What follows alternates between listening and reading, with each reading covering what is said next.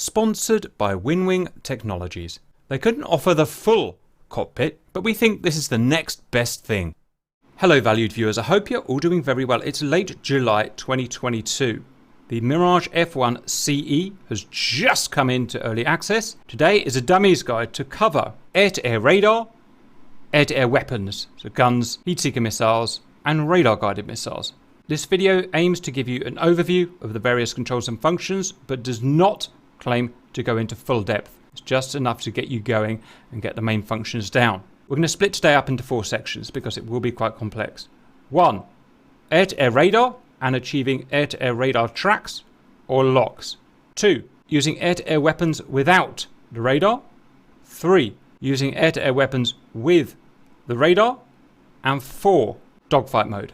First then, we must understand how the radar works. First things first, if you're in mission editor, it's really useful to click on the aircraft you're going to fly, go to that option there and choose radar cover installed at start and change it to no. You'll thank me for it when you get in the cockpit. This is a training mission perfectly set up for using the radar and weapons at various ranges. I will give you this exact mission. It will be linked in the video description so you can do exactly what I'm doing as I do it. So let's go in. Save, run. This is single player, by the way, not multiplayer. The first thing you must do is press active pause. So adjust controls will be coming to adjust controls a lot. Press that button, active pause there, go and bind something to that. Press it. What that does is it allows the rest of the map to carry on moving, but I am suspended in animation. It's perfect for training. And let me do a full pause on that now. So I'm here, I'm facing west. There's a bunch of Herculeses coming at me at various altitudes, from a range of 20 miles to about 50 miles. And then there's one that's very close to me here for close ACM combat, air combat maneuvers. So why did I click that checkbox in the mission editor? It gets rid of the sun visor that otherwise makes it really hard to use this radar. If you already know about radars and you don't want to know about this, feel free to skip to another chapter in this video if you want to go straight to the weapons. First thing I want to look at is physical controls and symbology in the cockpit. So why don't we just start with the scope here. This is the radar scope. It's known as a B scope. It's a top-down view. We are positioned here and we are looking forwards like that. In terms of distance from us, it's marked in these bars, 1, 2, 3, 4, 5, 6. Currently, our range of our B scope is set to 60 miles. Therefore, each one of these is 10 miles. And that will change if different ranges are set, or different scales are set. This refreshing line across here is called our B sweep, and that is where our antenna is moving left to right and scanning. The returns it gets back are noise. These dots around here are noise, and returns. The returns are these little bricks you see here. Those are other aeroplanes in the sky. Their range is denoted by the range scale as we saw, so these ones will be 10, 20, 30, 40, 50 and 60 miles. The maximum range we can see is 60 miles away. In terms of azimuth, that there is straight ahead of us, that there is splayed a few degrees off to the right, that is a few degrees off to the left. It's all normal B-scope aviation stuff. Next, there's a few knobs to manipulate this scope. If you want it brighter, you can have it brighter. If you want the display to last a bit longer, you can turn this up. If you want it to last less in terms of time, you can turn it down. I prefer to have it up where possible. Next is radar modes. There are 11 radar modes denoted by these symbols and lights here. There are different ways of changing between radar modes, but one way is to change using this knob here, which can change through some of the modes. Modes relevant to today that we're going to go through are HA, IC, TL and BZ. It's important that we memorize those acronyms. I like to remember them as HA, long range search and acquisition, IC, short range search and acquisition, TL, 10-degree box short range automatic acquisition, BZ, 20-degree box short range automatic acquisition. It sounds complex, but we'll simplify it for you as we go along. Down in the bottom right, we have the status display of the radar. As far as I'm aware, as long as these lights aren't showing, then you're going to be okay. And finally, the elevation display of the radar. Alpha numerical display. This digit denotes whether we're going to tilt or elevate the radar up and down in degrees or thousands of feet. Plus or minus, whether it is above our ship or below our ship. And then the actual number of degrees or thousands of feet we want to look up or down. That is our radar B-scope. Next, to control that B-scope, we have our radar stick and radar stick quadrant. This radar stick allows us to control the B-scope. We can go left, right, twist, or twist. It also has a series of buttons on it, and they are controlled via your HOTAS, and we'll look at them later. We also have our azimuth of scan here. Do we want to scan 60 degrees in terms of azimuth or width, or 30 degrees? 30 degrees looks like that, 60 degrees look like that. 30 degrees is superior in that it has a quicker refresh rate, which is useful. 60 degrees has a slower refresh rate, but it covers more width or azimuth, obviously. We also have the range scale of the radar, or the B-scope display. It does not control the actual physical range of the radar. That is essentially infinite, but it's the range of the scope. 60 miles, 35 miles, 15 miles, or 7 miles. Note that if we choose a range that is not 60 on the B-scope, now that is 10 miles, that's 20 miles, that's 30 miles, that's 35 miles. Finally, we have a very important button here. This changes between whether you want to tilt or elevate the radar up and down via degrees, it's an angle, or thousands of feet, which is an altitude. For instance, here we've got delta. That means we're now manipulating the radar up and down in terms of thousands of feet. Press this once. We're now echo. Echo means we're now pointing the radar up and down in terms of degrees. Press it again, and you're back to D, thousands of feet.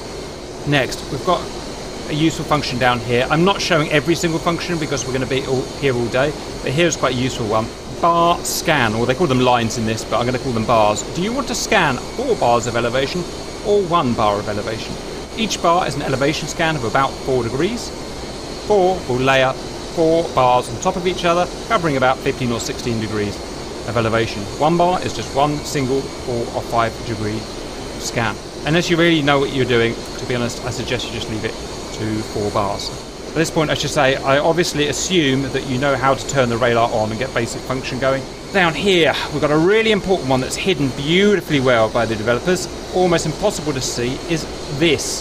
This is your telemeter zone scanning switch. Sounds very ambiguous, like everything in this aeroplane. It's actually very important. This is the main mode of the radar. There are 3 positions you can have it in. We'll go through that in detail, but don't forget that's there. EFF, note that's there also. We'll actually come back to that. We also have a symbol hub here, right of the HUD glass. It's a green one. It's going to show us that we are in dogfight mode. And for the scope of today's videos, that is the symbology and the controls that we need. So, with everything we've learnt, now let's go and search and lock some targets. We just need to go over that really important switch that I said before, the 3 position one that's hidden really nicely. This gives us the 3 main modes of the air-to-air radar. You will need to activate this via these controls that I'm about to show you, because there's no way you're going to be able to reach down there. Telemeter zone scanning switch. One thing I should note at this point, very important, this is very early access. These names are written absolutely terribly as they stand, and almost certainly as the aircraft develops in the next few months, these names will change to more meaningful names. So just be aware, things will probably change. Like I said, 3 modes. Center, that's our default position. Tail and BPZ, which I'm going to refer to as BZ. So center. That means the radar is in a manual search and manual acquisition mode. We have to manually search. We have to manually acquire a target. What's the purpose of any radar? It's to acquire a target track or a lock. With that lock, you can do something like fire a missile. These are different ways of acquiring that lock. So that's manual, manual. In terms of range, this mode will allow a maximum lock of about 35 nautical miles. Next, TEL. TEL is an automatic search and acquisition mode. So you just press it and the plane will automatically search and lock the target for you. It will search a zone of 10 by 10 degrees spaced around the datum of the aircraft, basically in front of the aircraft. It has a maximum range of 4 nautical miles. And finally, BZ. This is an automatic acquisition and lock mode. If you fly an F-18 Hornet, you might call it an ACM mode. But for this, it's an automatic lock and acquisition mode. Press it, it will search automatically, it will lock automatically. It's low range, maximum 4 nautical miles, and its search pattern is a total of 20 degrees square, centered around a datum of the aircraft, in front of the aircraft. So let's very quickly go over that again. Center, manual search and acquisition, up to 35 miles. Tail, 10 degrees by 10 degrees square around the datum of the aircraft, automatic lock. BZ, 20 degrees around the datum of the aircraft, automatic lock. Those are our main 3 radar modes in air-to-air. Today we'll start with center, which will be the default mode. Here we go. It's in center as standard, so manual search, manual track. Here is our B-scope. First thing we want to do is move our cursor. I'm going to call this a cursor. The manual calls it an alidade, and I've never heard that word before. You will move the cursor with these commands. Radar stick, range, velocity, control increase and decrease. That moves it up or down the screen, or left and right, bearing, left and right. Remember, those names will probably change, so just bear that in mind. If I want to lock a target with a cursor, press this. Lock on. If I want to remove that lock, cancel that lock, press this. Unlocking control. I am going to move my cursor around. Obviously, these are the targets that I've seen with the current settings of the radar. I'm going to go and get that guy there. So remember, we're there.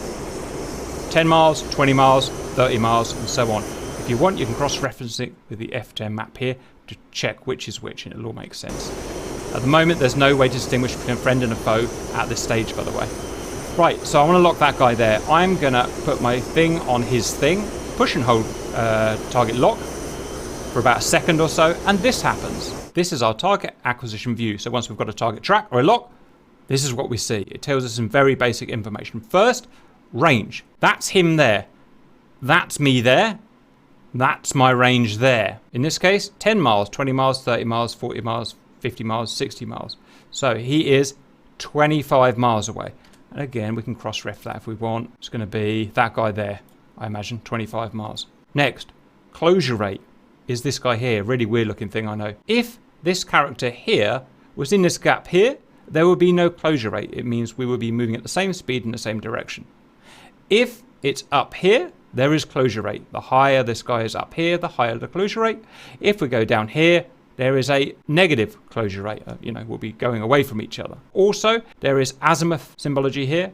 If he's directly, perfectly ahead of me, this kind of ladder symbol would be perfectly in the middle in terms of azimuth. But he's not. He's slightly off to the right, so the whole ladder is off to the right. Why don't we show you that real quick?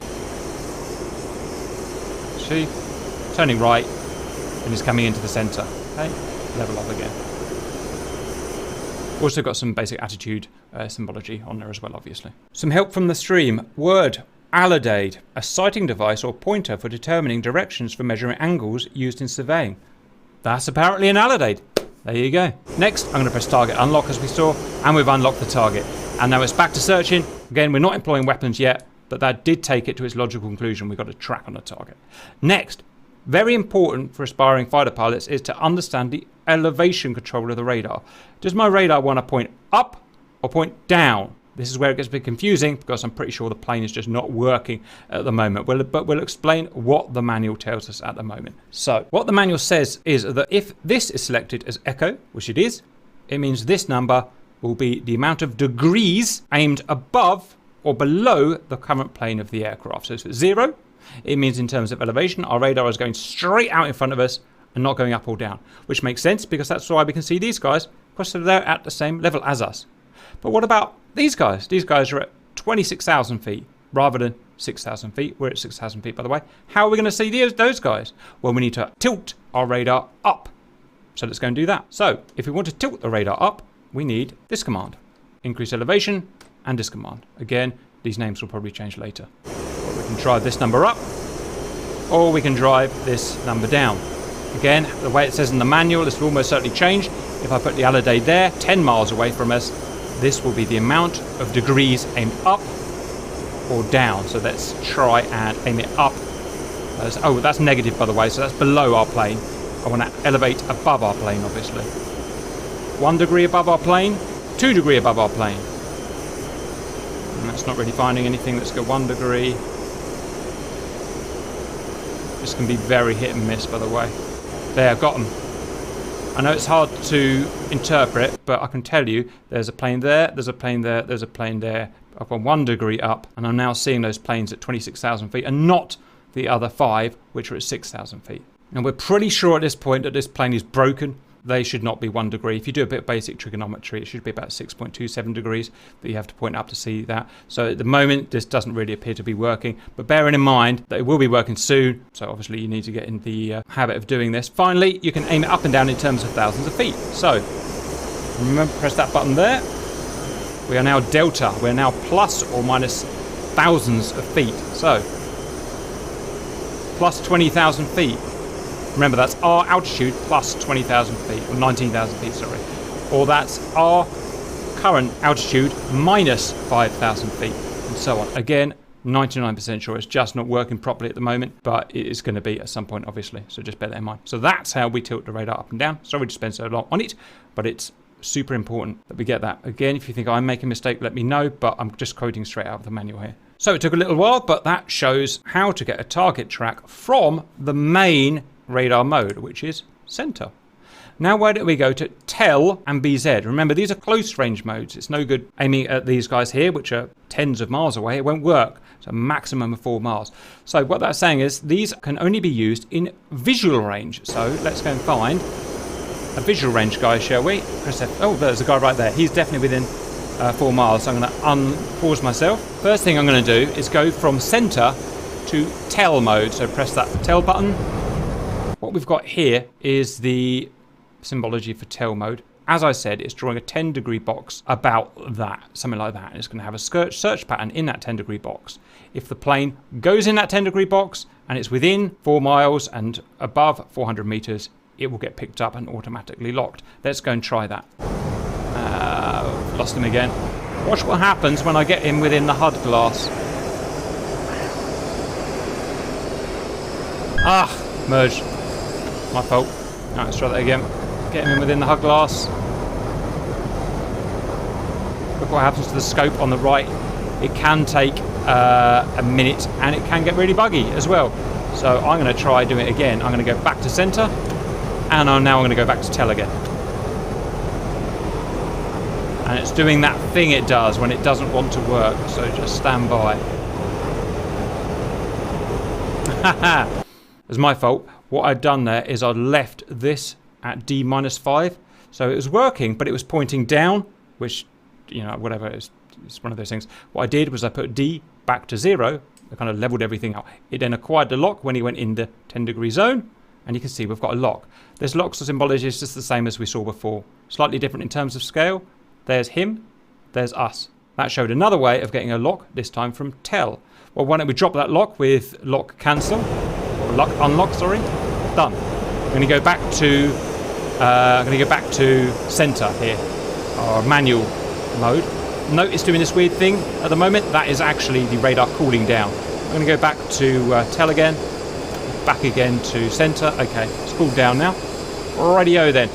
I want to go to BZ now, our last of our 3 modes. Now to get to BZ, you have to go TEL, then BZ. It's just one of the many weird, quirky things about this plane. It makes it really hard to operate. So, TEL, BZ. Okay, and that's BZ. Put him in the 20 degree by 20 degree box, which is about the size of the HUD glass, I'd say. Maybe a bit bigger. See what happens.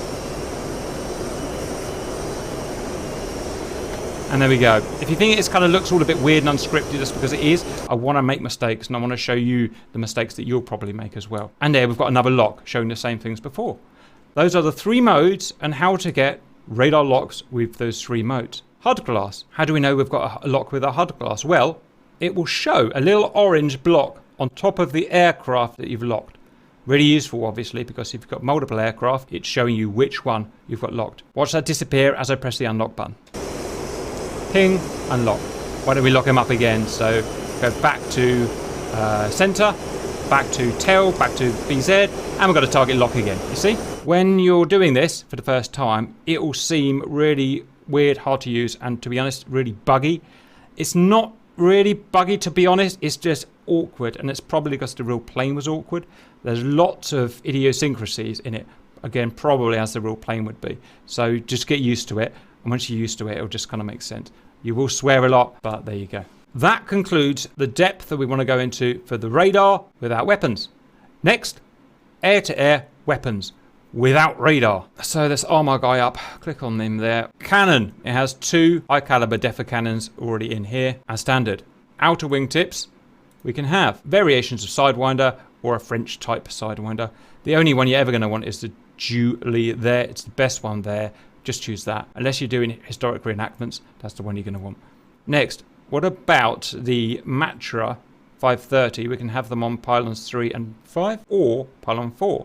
We can have the 530 FEM, that's the radar guided variant, or the IR, the infrared guided variant. Why don't we try with the IR first of all? Note, you cannot mix and match IR and EM. This is super simple. There really isn't much to it at all. First, if you're going to shoot weapons, master arm on to the middle there. Again, I'm going to assume your jet is otherwise fully set up and prepared. Next, let's do the cannon. Select air-to-air cannon. Ping. This will turn in your cannon reticle, which is this guy here. It is an inertial driven cannon sight. It is not a radar driven cannon sight. That's very important to understand the difference. So if we want to go and shoot that guy there, just realised I've not shown you the buttons. So to fire the cannon, gun button to fire the missiles, bombs, rocket, missiles. Again, the syntaxes will probably change. And note, if you're doing this from a cold start or a ground start, there are various safeties you have to press. In fact, I'll show you now. Press that to allow your trigger to fire, and that to allow your trigger to fire. So that's it. Let's go and pull the trigger and the gun fires. So watch this. Look, watch. I'm going to put the thing on the thing and shoot him. I'm going to try to.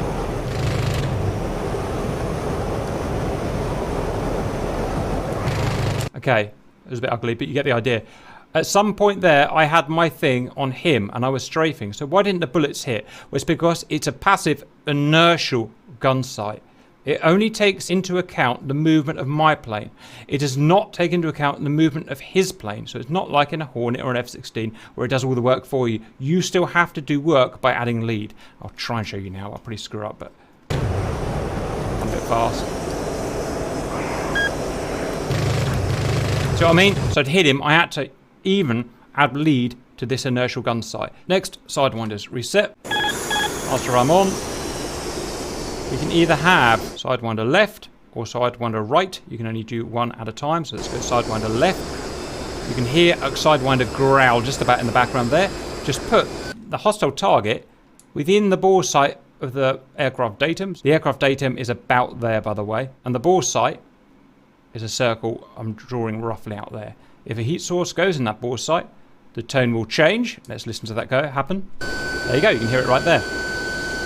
Notice how the seeker automatically uncages, so even if he moves outside of the bore sight circle, the seeker head on the missile is still now tracking him until that track is lost. Well, that's it. I've just got to press the fire button and it fires the missile. Boof. Oh, and a miss. Oh, I got it. There you go. Simple as that. So that's shooting a Sidewinder without a radar track. Now let's go and do the same thing with our 530 IR. And you'll be unsurprised to hear it's pretty much the same. Master arm on. 530. We've got either left side or centre or right side. Why don't we go for right side there? Put the guy in the thing like you saw before. I have to get a little bit closer. His engines are a bit too cool. What? There we go. Interestingly, the Sidewinder actually picked him up earlier than the 530 did. Why is that? Absolutely no idea. Anyway, same deal. He can go outside of the bore sight and it will still keep a track on him until we reach the slewable limit of the seeker head. Push the missile button. Oosh. He's dead. Or not. It went for the flares. That's because these are pretty old, terrible missiles as far as I can tell. Let's try again.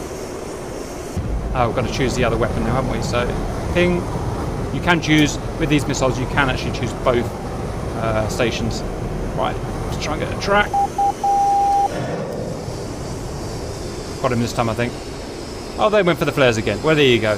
Old seeker heads with bad flare rejection. Next, so let's remove these and replace them with BEM. Radar guided missile, you will be unsurprised to hear you need to get a radar track to fire this, whereas the other two you can fire obviously without a radar track. So let's work on our procedure. Master arm on check. The master radar mode, as I like to call it, in center check. Okay, we need to lock a target. I'm not going to bother with that guy, he's too close. Let's get more of a challenge, shall we? Let's go and find a target on our scope. Let's move our Alidade over to him, push and hold. Got him. Okay, where is he? Well, the ladder is over to the right, so turn right. Get the ladder in the center. And check. And you can see his orange marker, orange symbology, showing where he is. Select the missile, obviously, otherwise we won't be doing a lot. Pang, missile. The only bit of symbology we're going to get to help us fire the missile is we're going to get a cue telling us when we are within range to fire. That's all we get. So, burner on. Let's get closer. We're currently at about 12 miles, as you can see.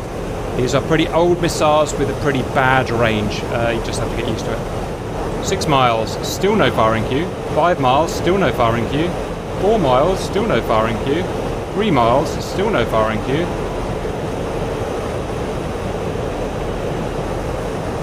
Haha, there. Wow, I've never seen it that bad before.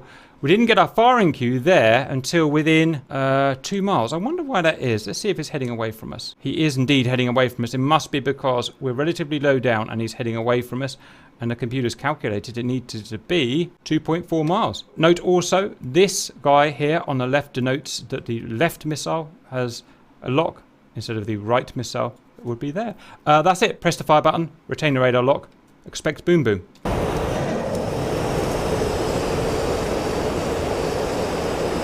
All the usual things apply.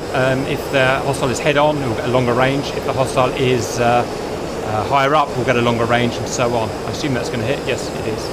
Okay.